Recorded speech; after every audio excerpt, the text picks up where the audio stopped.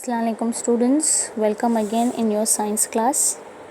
Today we will start the second part of fourth chapter, that is nutrition in living organism. In this we will able to learn identify the types of nutrition in animals. So students, tell me, why is nutrition important? First point, to supply energy required for doing work. Second, for growth and development. And third, to fight diseases. Okay, so nutrition in animals, there are heterotrophic nutrition. There are again three types: holozoic nutrition, saprozoic nutrition, and parasitic nutrition. First we will learn about holozoic nutrition. Holo means whole and zoic of means animals.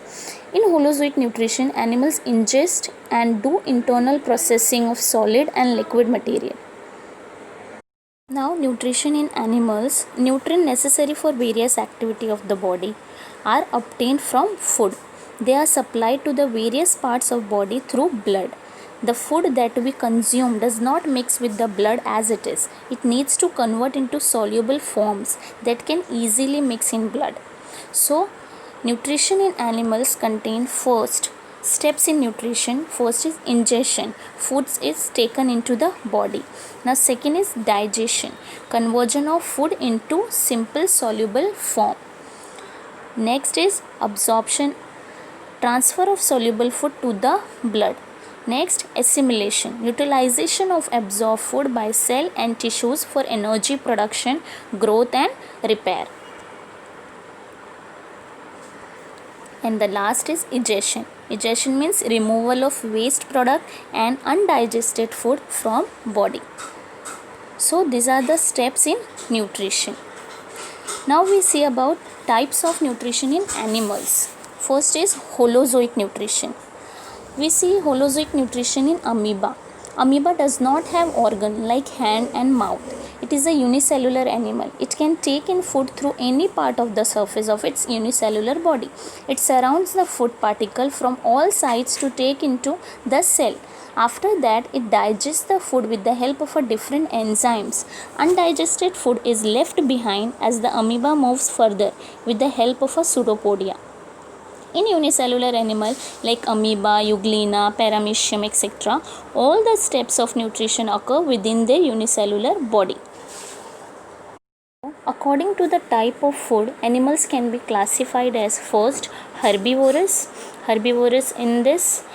Herbivorous use plants directly as their food. Examples: seed eaters, granivorous. Second, grazing animals. And third, fruit eaters, that is frugivorous. Now second is carnivorous. Animals that depend on other animal for their food are carnivorous. Carnivores are indirectly depend on plant for food. Example are animals that feed on herbivorous predators. Animals that feed on insect, they are insectivorous.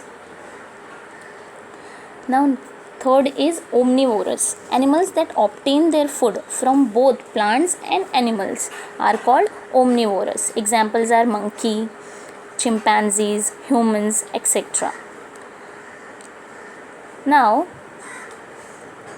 some of the organisms around us perform the function of cleaning and conserving the environment by the very act of feeding themselves. They are called scavengers. They rely on dead matter. And next is obtain their food from dead bodies of animals. And decomposers are some microbes which obtain their food by decomposing the dead bodies of organism or other materials. They are called decomposers. Now we have saprozoic nutrition. Some insect, unicellular animals, etc. obtain the nutrients by absorbing the liquid organic material from the dead bodies of other animals or from the environment. This is saprozoic nutrition. Example: houseflies, ants, spiders, etc. Now next is parasitic nutrition. Parasitic nutrition, have you seen small animals on the bodies of animals like dogs and buffaloes? Which are those small animals? Some animals depend on other animal for food. they can obtain the food only from animals on whom they are dependent. This is called a parasitic nutrition. They are of two types, ectoparasitic and endoparasitic. Some animals live on the body surface of other animals and obtain their food by sucking their blood. This is called ectoparasite. Like example, louse, bedbug, tick.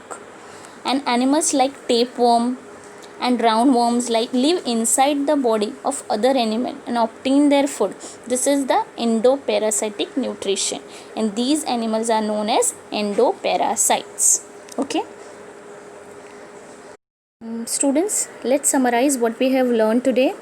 Heterotrophic nutrition, Holozoic nutrition, eat solid and liquid food plus they excrete. The next is Saprozoic nutrition, they absorb liquid from dead matter. And the last is parasitic nutrition, gets food from host organism. Now one assignment is for you, identify the following animals do Holozoic nutrition or not. Okay, thank you so much student.